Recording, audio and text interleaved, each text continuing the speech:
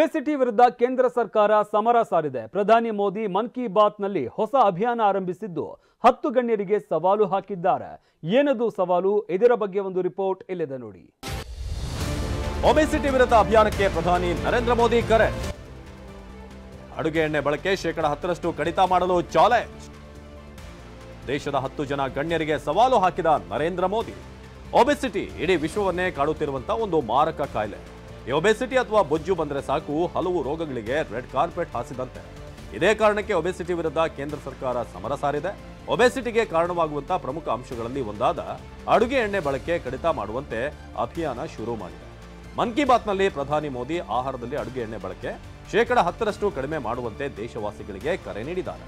मैं आज मन की बात के इस एपिसोड के बाद 10 लोगों को आग्रह करूंगा, चैलेंज करूंगा कि क्या वो अपने खाने में ऑयल को 10% कम कर सकते हैं, और साथ ही उनसे ये आग्रह भी करूंगा कि वो आगे नए 10 लोगों को ऐसा ही चैलेंज दें.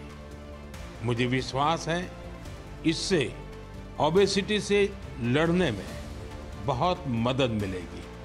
ಹೀಗೆ ಫೆಬ್ರವರಿ 23ರಂದು ತಮ್ಮ ಮನ್ ಕಿ ಬಾತ್ನಲ್ಲಿ ಸವಾಲು ಹಾಕಿದ್ದ ಮೋದಿ ಟ್ವೀಟ್ ಮೂಲಕ 10 ಗಣ್ಯರ ಹೆಸರುಗಳನ್ನು ಉಲ್ಲೇಖಿಸಿ ಚಾಲೆಂಜ್ ಮಾಡಿದ್ದಾರೆ.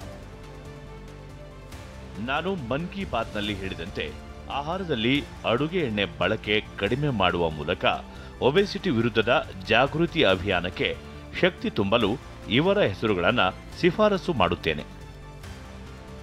ಮೋದಿ ಶಿಫಾರಸು ಮಾಡಿದಂತಹ 10 ಮಂದಿ ಗಣ್ಯರು ಉದ್ಯಮಿ ಆನಂದ್ ಮಹೀಂದ್ರ, ಭೋಜ್ಪುರಿ ನಟ Nirahua Hindustani, shooter Manu Bhaker, wait lifter Mirabai Chanu, Malayalam ನಟ ಮೋಹನ್ ಲಾಲ್, ಉದ್ಯಮಿ ಆಧಾರ್ ಸಹ ಸಂಸ್ಥಾಪಕ ನಂದನ್ ನೀಲೇಕಣಿ, ಜಮ್ಮು ಮತ್ತು ಕಾಶ್ಮೀರದ ಮಾಜಿ ಸಿಎಂ ಒಮರ್ ಅಬ್ದುಲ್ಲಾ, ತಮಿಳು ನಟ ಮಾಧವನ್, ಗಾಯಕಿ ಶ್ರೇಯಾ ಘೋಷಾಲ್, ಸಾಹಿತಿ ಸಮಾಜ ಸೇವಕಿ ಸುಧಾಮೂರ್ತಿ ಅವರ ಹೆಸರುಗಳನ್ನು ಉಲ್ಲೇಖ ಮಾಡಿದ್ದಾರೆ. वज़ीर आज़म साहब ने एक ट्वीट के जरिए मुझे भी उसमें शामिल किया और मैंने भी थोड़ी बहुत उसमें पहल की और 10 और लोगों को शामिल किया.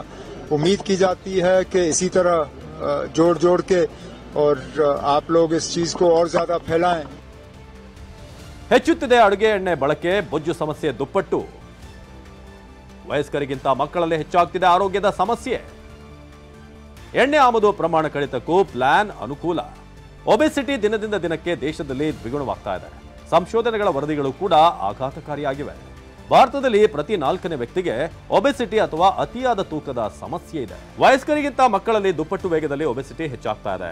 ಪ್ರತಿ ವರ್ಷಕ್ಕೆ 19.7 ಕೆಜಿಗಳಷ್ಟು ಅಡುಗೆ ಎಣ್ಣೆ ಬಳಕೆ ಕೂಡ ಹೆಚ್ಚುತ್ತಿರೋದು ಒಬೆಸಿಟಿಗೆ ಕಾರಣವನ್ನ ಸಾರಿ ಹೇಳಿದಂತಿದೆ. ಕೇಂದ್ರ ಕೃಷಿ ಇಲಾಖೆ ಅಡುಗೆ ಎಣ್ಣೆ ಬಳಕೆ ಕುರಿತು ಸರ್ವೆ ನಡೆಸಿದ್ದು ವರದಿ ಹೊರಬರಬೇಕಾಗಿದೆ. ಇನ್ನು ಅಡುಗೆ ಎಣ್ಣೆ ಬಳಕೆಗೆ ಕಡಿವಾಣ ಕೇವಲ ಆರೋಗ್ಯದ ದೃಷ್ಟಿ ಮಾತ್ರವಲ್ಲ, ಆರ್ಥಿಕತೆಯ ದೃಷ್ಟಿಯಿಂದಲೂ ಕೂಡ ಒಳ್ಳೆಯದೇ ಅಂತ ಹೇಳಲಾಗ್ತಾ ಇದೆ. ಯಾಕಂದ್ರೆ ಭಾರತ ಶೇಕಡ 57ರಷ್ಟು ಸರಾಸರಿ ಅಡುಗೆ ಎಣ್ಣೆಯನ್ನ ಆಮದು ಮಾಡಿಕೊಳ್ಳುತ್ತೆ.